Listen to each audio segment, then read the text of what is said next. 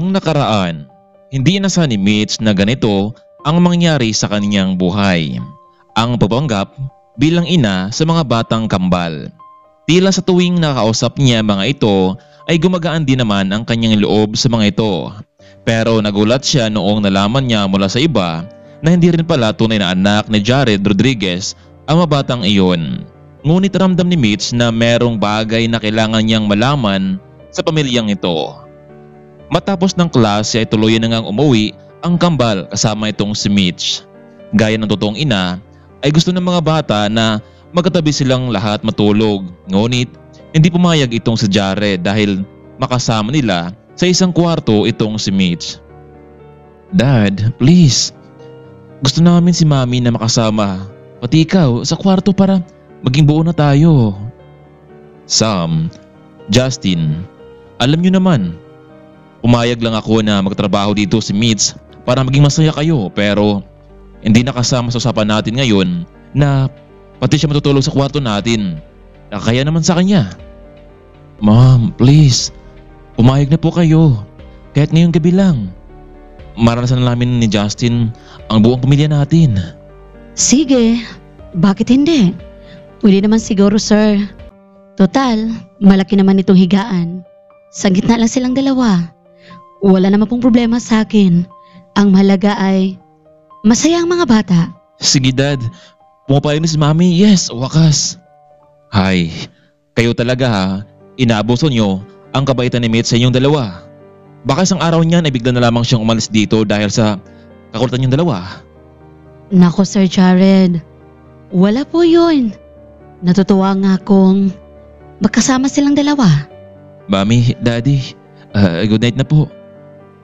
Ilang oras lamang ang lumipas ay nakatulog na silang lahat. Pero hindi alam ni na Mitch at Jared na set up pala ito ng magkapatid para magkatabi lamang silang dalawa matulog. Habang kasalukuyang natutulog sina Mitch at Jared ay dahan-dahan namang umalis sa pagkakahiga ang dalawang magkapatid at lumipat sila sa ibang kwarto. Samantalang dumating na naman ang madaling araw, dahan-dahang lumapit ang dalawa sa bawat isa.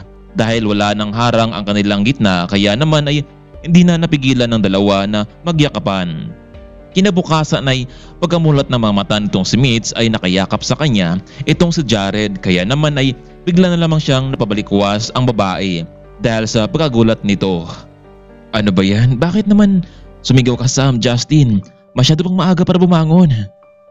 Sir Jared, wala na dito sina Sam at Justin.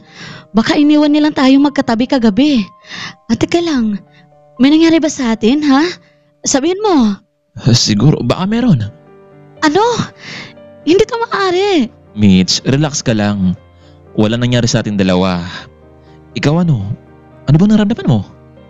Wala naman. Sige na, kailangan ko nang bumangon. Kailangan ko na magluto ng agahan. Baka nagugutom na ang mga bata.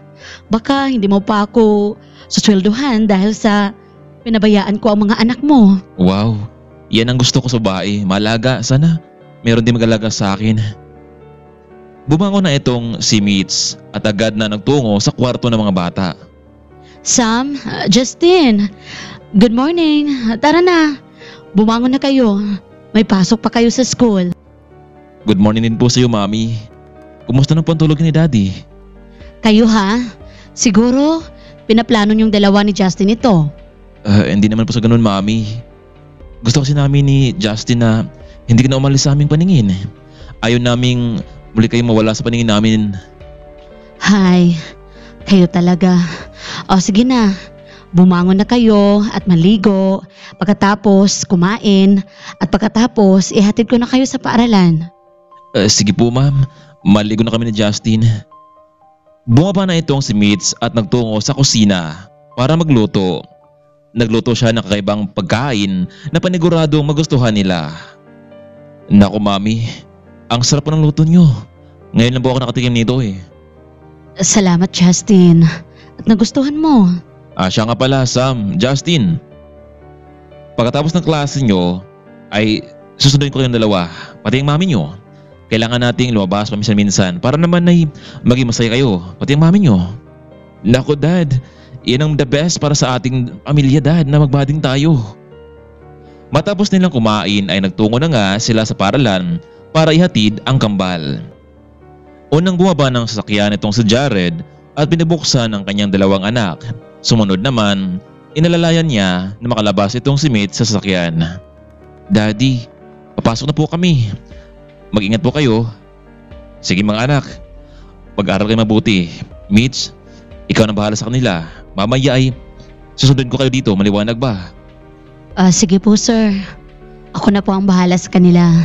Ilang saglit pa ay bigla na lamang hinalika ni Jared sa pisngi itong si Mitch, kaya naman ay biglang natuwa ang mga kambal. Nako Dad, talagang love mo talaga si Mami ngayon ano? Sige na Sam, Justin, pumasok na kayo. Muling sumakay itong si Jared sa kanyang sasakyan at umalis. Hindi malaman ng lalaki kung bakit niya yun nagawa sa harapan ng mga anak nito. Mukhang dahan-dahan na rin yatang nahuhulog ang loob nito sa dalaga. Hello, Mr. President. Nandito ngayon sa office itong si Mariel at hinintay ka. Sige Ben, maraming salamat, undawin na ako. Labis naman ang patataka nitong si Jared kung bakit muli na namang nagparamdam sa kanya ang dating nobya. Matapos siyang nagpaghiwalay kay Jared dahil hindi matanggap nito na meron siyang kambal na kinupkup. At ayaw ni Mariel na merong kahati sa kanyang atensyon. Sir, nasa office na po si Mama Mariel. Sige Ben, salamat. Siya nga pala, mamaya ay maaga akong alis ha. Ikaw na bahala dito kasi meron kaming special na dinner sa mga anak ko. Sir, kasama niyo ba itong si Mama Mariel? Hindi Ben, kami lang naman ako at yung kasamahan namin sa bahay. Pumasok na sa loob ng office itong si Jared. Nakita nito nakaupo sa kanyang mesa ang dating nobya. Jared, honey, I miss you so much. Mariel, anong ginagawa mo dito? Akala ko ba wala na tayo? Han, napag-isip-isip ko na hindi ko kayang malayo sa'yo. Sige, papayag na ako na gusto mong mangyari. Pipilitin kong alagaan niyang dalawang bata kahit hindi mo naman tunay na anak. Mariel, kung napilitan ka lamang, huwag mo nang gawin yan. Panigurado naman akong hindi ka magiging masaya, hindi ba? Isa pa, meron na nag-alaga sa kanila ngayon, si Mitch. Ano? Sino pa ba iyan sa buhay mo, Jared? Hindi ako papayag na meron ibang babae na papasok sa buhay mo. Ako lang, Jared. Ako lang. Tandaan mo yan. Pwede ba, Mariel? Ikaw tong nakipaghiwalay sa akin at ngayon gusto mong bumalik agad-agad? Ang mas mabuti pa, humanap ka ng laking totoong magmamahal sa'yo. Hindi yung pinipilit mo ang sarili mo sa laking hindi mo naman mahal, hindi ba? Jared, ikaw lang ang gusto ko. Ikaw lang. Umalis ka na, pakiusap Mariel. Huwag ka na mag-iskandalo pa dito. Kung gusto mong respetuhin pa kita, Ben, samahan mo siyang ilabas sa opisina ito. Huwag na. Ako na. Kaya ko naman ang sarili ko eh. Hindi ako lumpo. Ay, sir.